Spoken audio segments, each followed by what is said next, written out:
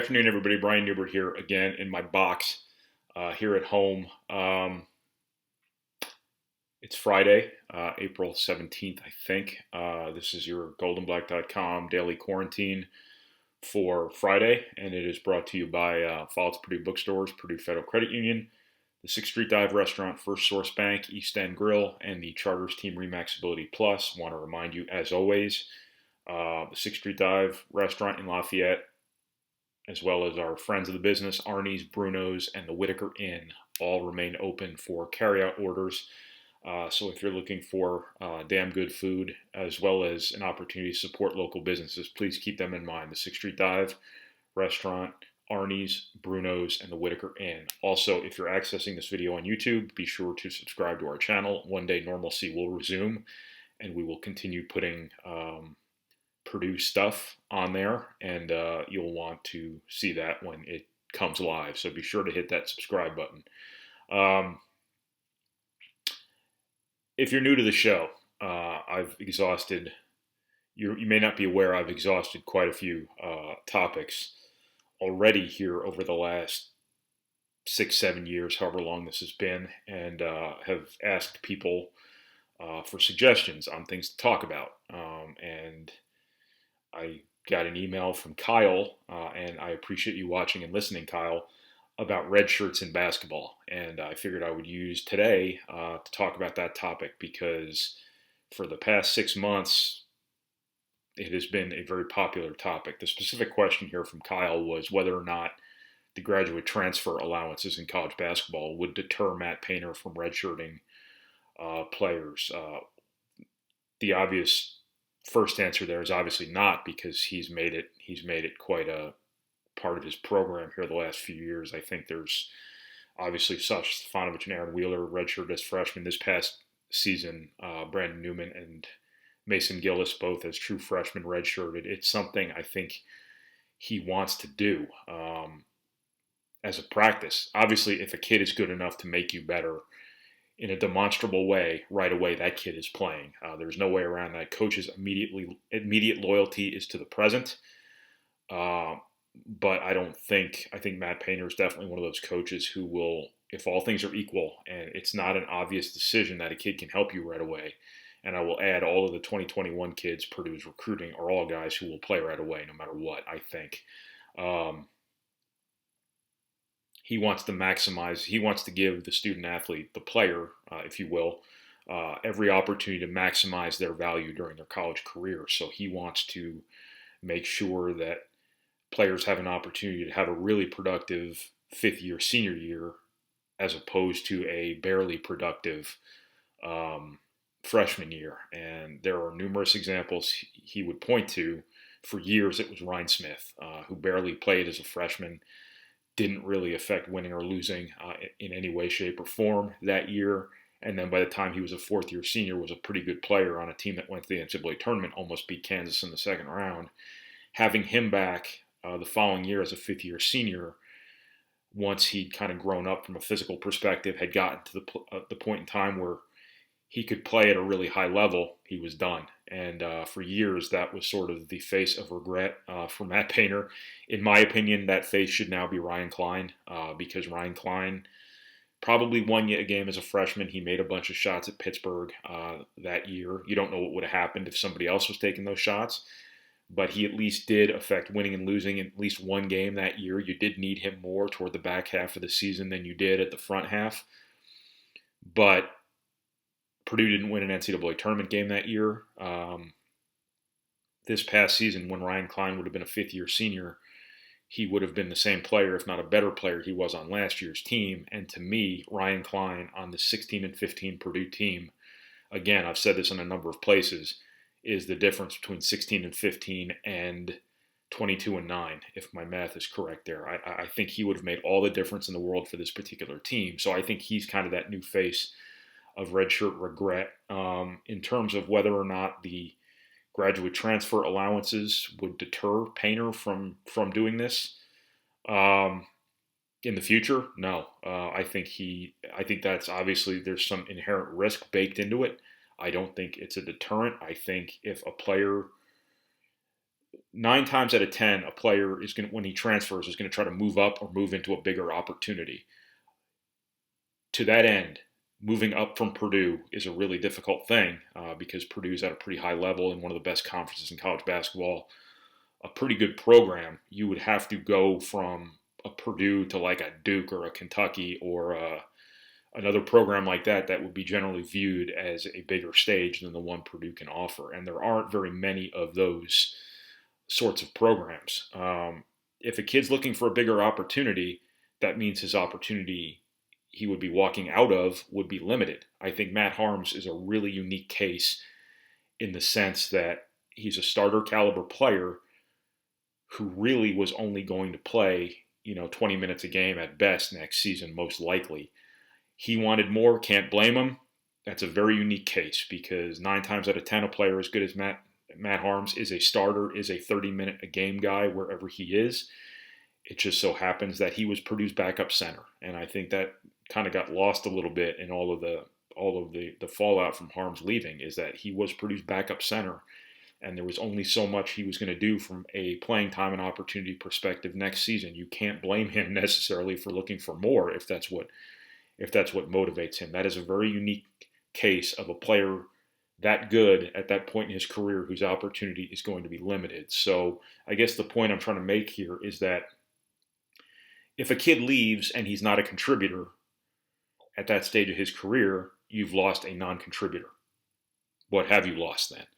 If a kid is a contributor, chances are he's not going to leave. It just so happens that Matt Haarms has a very good player he was going to back up next season in Travion Williams. So really, when you kind of look at it that way, the peril at a place like Purdue maybe is not so much as acute as it would be at a smaller program. If you're a mid-major, no, you cannot redshirt players. If you're a low major, you cannot redshirt players because that player will develop. You will put all the time into that kid. You will make him the player ideally you want him to be, and then that kid will bolt for a high major. That is the fly in the ointment for the NCAA. The way the NCAA, at least in basketball, kind of cannibalizes itself. The big ones are eating the little ones every single year.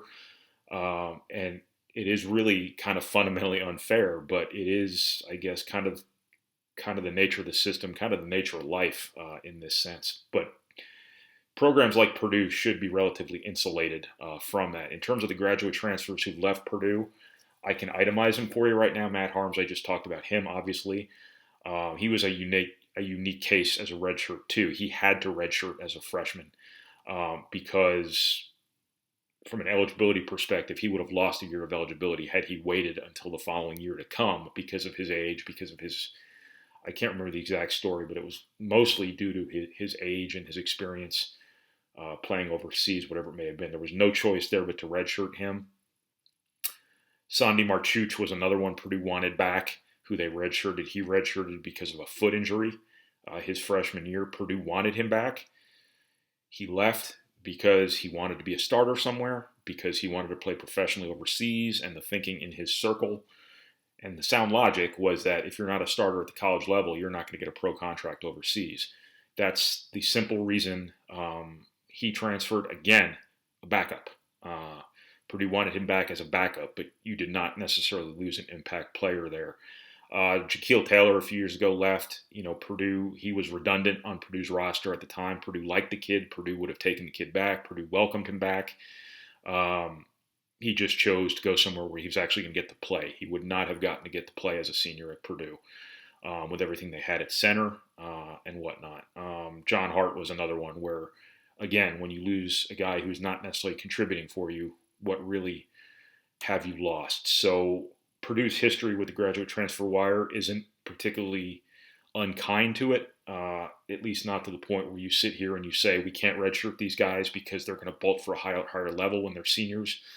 That shouldn't happen at Purdue. I mean, if the kid gets through the program and dislikes his coach, he might leave for something else. But if the kid leaves because he dislikes his coach, then you aren't losing a terribly pleasant situation anyway.